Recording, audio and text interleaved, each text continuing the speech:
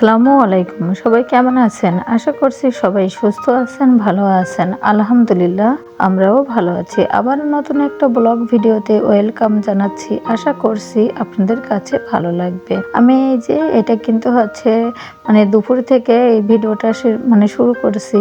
আজকে ভাবলাম অন্য কিছুতে ভিডিও করব না। আজকে একটু এইটা নিয়ে ভিডিও করি, সেলাই দিয়ে ভিডিওটা শুরু করি।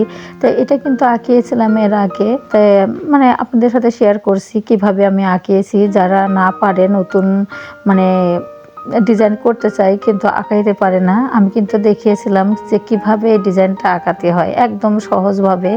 যারা পারবে না তারাও কিন্তু এই ডিজাইনটা আঁকাইতে পারবে। তো যাই হোক, ওই দিনকে তো আমি দেখিয়েছিলাম আঁকানো। আর একটা আপু আমাকে বলছিল, আপু ডিজাইনটা কমপ্লিট হওয়ার পরে একটু শেয়ার করো। আপুর উদ্দেশ্যে বলছে, আপু একটু যে আজকে সেলাই করছি সেটাই হচ্ছে তোমাদের সাথে একটু শেয়ার করছি।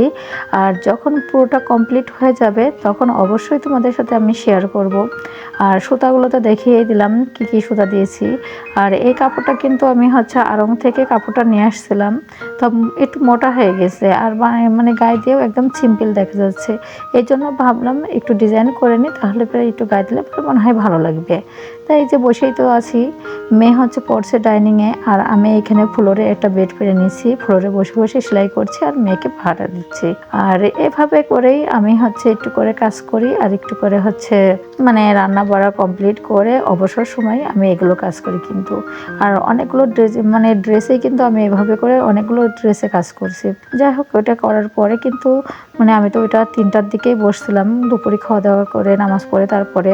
আর এখানে হচ্ছে 4টার সময় এই যে টিচার আসবে, তা টিচার আসছে। আমি এবার এই চালটা ভেজে রাখছিলাম কালকে। তা চালটা ভেজে রাখলে তা আমার কালকে মনটা ভালো ছিল না, তা আমি আবার চালটা নিয়ে ফ্রিজে রেখে দিয়েছিলাম। তা বেশ ঠান্ডা হয়ে আছে। তা ভাবলাম যে আজকে হচ্ছে টিচারও যখন আসছে তাহলে পিঠাটা চিতাই পিঠাটা আজকে বানিয়ে দিই, টিচারও খেয়ে যাবে। তো এখানে যে ব্লেন্ডারের ভিতরে চালটা দিয়েছি আর কিছু ভাত দিয়েছি, কিন্তু দেওয়ার পরে কিন্তু আমি পানিটা একটু বেশিই গরম দিয়েছি, কারণ চালটা তো অনেক ঠান্ডা। এই জন্য একটু বেশি করে গরম করেই কিন্তু চাল পানিটা দিয়েছি।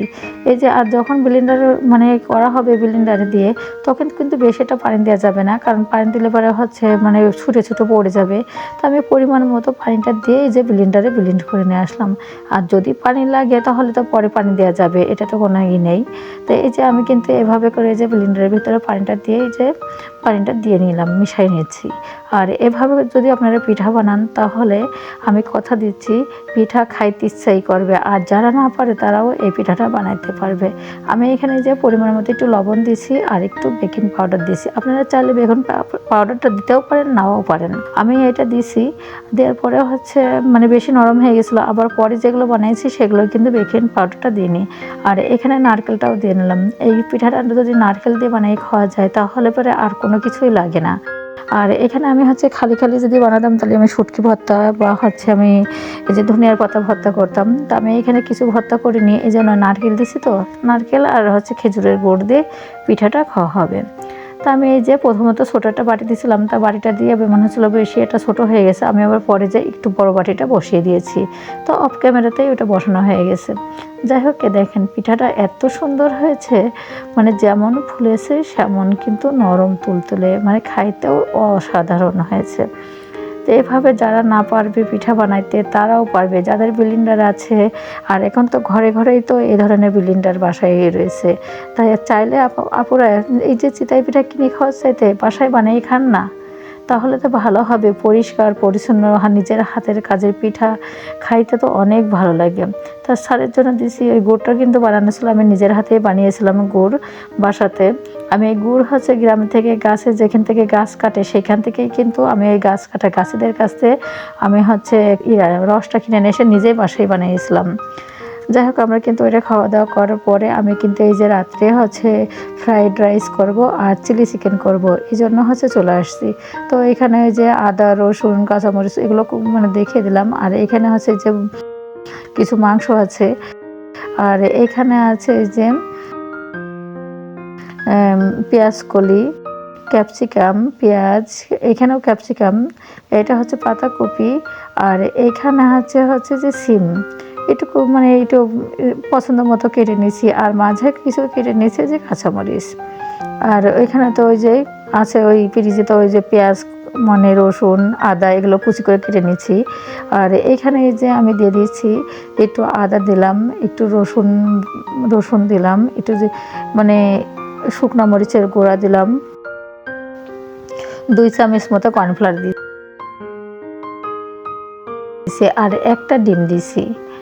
দিয়ে একটু পরিমাণ মতো হচ্ছে যে গোলমরিচের গুঁড়া দিলাম, আর হচ্ছে পরিমাণ মতো লবণ দিলাম, একটু সয়া সস দিলাম আর একটু ভিনেগার দিলাম। দিয়ে খুব ভালো করে মাখিয়ে নিচ্ছি। মাখানোর পর আমি কিন্তু একটু রেস্টে রেখে দেব। আর এইখানে যেহেতু এটা চিলি চিকেন করব, তাহলে তো চিকেনটাই অনেক ঝাল হতে হবে। তো এখানে কিছু লাল মরিচ মানে শুকনো মরিচগুলো একদম হচ্ছে পানি দিয়ে একটু সিদ্ধ করে নিলাম, নিয়ে একটু ব্লেন্ডারে একটু ব্লেন্ড করে নিয়ে আসলাম। আর এই পাশে চুলাইতে দিয়েছিলাম মানে গোমরি যেটা আছে গোমরি, আর হচ্ছে দারচিনি এলাচ ফল এগুলো দিয়ে একটু হচ্ছে ভেজে নিলাম হালকা করে। আর যেটা ম্যারিনেট করে রাখছিলাম মাংসগুলো, এগুলো আমি ভেজে নিচ্ছি। তা খুব কড়া করে ভাজবো না, হালকা আছে মানে অল্প মানে করে বেশিটা লাল করা যাবে না, হালকা ব্রাউন হলেই হবে। এভাবে করে ভেজে উঠিয়ে রাখলাম। আর এখানে হচ্ছে তেলের উপরে রসুন দিলাম। রসুন দেওয়ার পরে কিন্তু যে শুকনো মরিচটা করলাম মানে ব্লেন্ড করলাম সেটা হচ্ছে আমি দিয়ে দিলাম। দিয়ে এখানে ভিনেগারটা দিছি যাতে মরিচের মানে গন্ধটা যাতে না কয়, সেটা দিয়ে আমি কিন্তু নেড়ে নিচ্ছি। নিয়ে এখানে ক্যাপসিকাম আর পেঁয়াজ যেগুলো 4 ফালি করে পেঁয়াজগুলো কেটে আমি হচ্ছে মানে কোয়াগুলো ছাড়িয়ে নিয়েছি একটু মোটা মোটা করে। নিয়ে এখানে একটু পরিমাণ মতো লবণ দিলাম, দিয়ে একটু নাড়াচাড়া করলাম। এই যে মশলাটা দিলাম ওইটা হচ্ছে গোমরি, আর গরম মশলা দারচিনি এলাচ ফুল ভেজে রাখলাম সেটা হচ্ছে গুঁড়ো করে দিয়ে দিলাম। এখানে একটু টমেটো সস দিলাম, সয়া সস দিলাম, দিয়ে নাড়াচাড়া করে তারপরে যে মাংসগুলো ভেজে রাখছিলাম সেগুলো কিন্তু দিয়ে একটু নাড়াচাড়া করে তারপরে যে গামলায় ছিল সেই গামলার ভিতরে তো মানে এটা ছিল, ওটা ধুয়ে একটু পানি দিলাম। দিয়ে এখানে একটু স্বাদ মতো একটু চিনি দিয়ে দিলাম, গোলমরিচের একটু গুঁড়া দিয়ে দিলাম। দিয়ে তারপরে কিন্তু এটা মানে রেখে দিলাম ঢেকে। আর এই পাশের চুলায় আমি এখানে মানে চালটা সিদ্ধ করে নিয়েছি, মানে 90% পর্যন্ত সিদ্ধ করেছি, করে পানিটা ঝরিয়ে ফেললাম। আর এইখানে হচ্ছে চুলায় হচ্ছে ডিম মানে 3টা ডিম দিয়েছি, দিয়ে এভাবে করে ভেজে নিলাম, একটু পরিমাণ মতো লবণ দিয়েছি আর এখানে গোলমরিচের গুঁড়া দিয়েছি। দিয়ে একদম কিন্তু কড়া করে ভাজিনি আমি। আর তেলের উপরে হচ্ছে প্রথমত আদা দিলাম, রসুন কুচি দিলাম আর একটু পেঁয়াজ কুচি দিয়েছি, দিয়ে একটু ভালো করে একটু নাড়াচাড়া করে নিলাম। নিয়ে এখানে ছোটো ছোটো কয়েকটা চিংড়ি মাছও একটু বেছে রাখছিলাম। পরে শক্ত তো মানে সিমগুলো একটু শক্ত মতো, সেজন্য সিমটা আগে দিয়ে দিলাম। দিয়ে একটু নাড়াচাড়া করে আবার পাতাকপিগুলো দিয়ে নাড়লাম, নেড়ে আবার একটু দিলাম হচ্ছে পেঁয়াজ কলি, কাঁচামরিচ মানে কুচি, তারপরে একদম লাস্টে দিছি কিন্তু ক্যাপসিকাম। আর এইখানে গাজরটা দিয়েছি, এই গাজরটা আমার ফ্রিজে ছিল, এটা হচ্ছে একটু সিদ্ধ করাই আছে, এই জন্য আর মানে পরে দিয়েছি। এটা স্বাদ অনুযায়ী একটু লবণ দেওয়ার পরে এখানে সয়া সস দিয়েছি, একটু ভিনেগার দিলাম আর এখানে একটু গোলমরিচের গুঁড়া দিলাম। দিয়ে নাড়াচাড়া করে তারপর ডিমগুলো ভেজে রাখছিলাম সে ভাজা ডিমগুলো দিয়ে দিলাম। দিয়ে একটু নাড়াচাড়া করে সিদ্ধ হওয়া সে চালগুলো কিন্তু আমি দিয়ে দিলাম।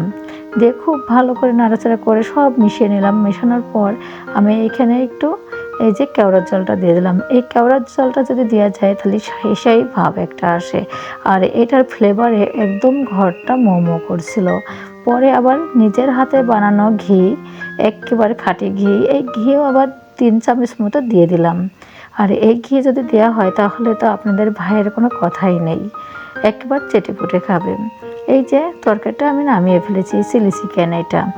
আর তো এতক্ষণ ধরে যারা আমার ভিডিওটি দেখছেন তারা একটা লাইক দিবেন, কারণ আপনাদের একটা লাইক আমাকে আরও একটি নতুন ভিডিও বানাইতে উৎসাহিত করবে। আর আমার ভিডিও যদি আপনাদের কাছে একটুও ভালো লেগে থাকে তাহলে সাবস্ক্রাইব করে পাশে থাকবেন, বেল বাটনটি অন করে রাখলে আমি যে ভিডিওটাই দিব না কেন আপনাদের কাছে নোটিফিকেশন চলে যাবে। প্লিজ একটা লাইক দিয়েন, লাইক দিতে হাত ব্যথা লাগে না। আমাদের সালমা আপু বলে লাইক দিলে হাত ব্যথা হয় না, তো আপনারা একটা লাইক দিয়েন, কারণ হাত তো ব্যথা হবে না। তো যাই হোক, রান্নাটা হয়ে গেছে, কিন্তু এখন খাবারের মানে পরিবেশন করছি। তা আপনাদের ভাই তো টেবিলের উপরে ছিল, তা ওইখানে তো নিয়ে যেতে পারবো না, এই জন্য ভাবলাম রান্নাঘর থেকেই একটু মানে পরিবেশনটা করি নিয়ে তারপরে নিয়ে যাই। তারপর পরে দেখি অনেক কিছু বলে ঘরে পাঠিয়ে দিছি। যেই ঘরে চলে গেছে তখন টেবিলে নিয়ে আসলাম, নিয়ে এসে ভাবলাম একটু ভিডিও করি। কারণ এসব কাজ কি চুরি করে করা যায় বলেন আপনারা? আমার তো সব কিছু চুরি করে করতে হয়। তো এতক্ষণ ধরে যারা ধৈর্য সহকারে আমার ভিডিওটি দেখছেন তাদেরকে অসংখ্য অসংখ্য ধন্যবাদ। আসসালামু আলাইকুম, আল্লাহ হাফেজ।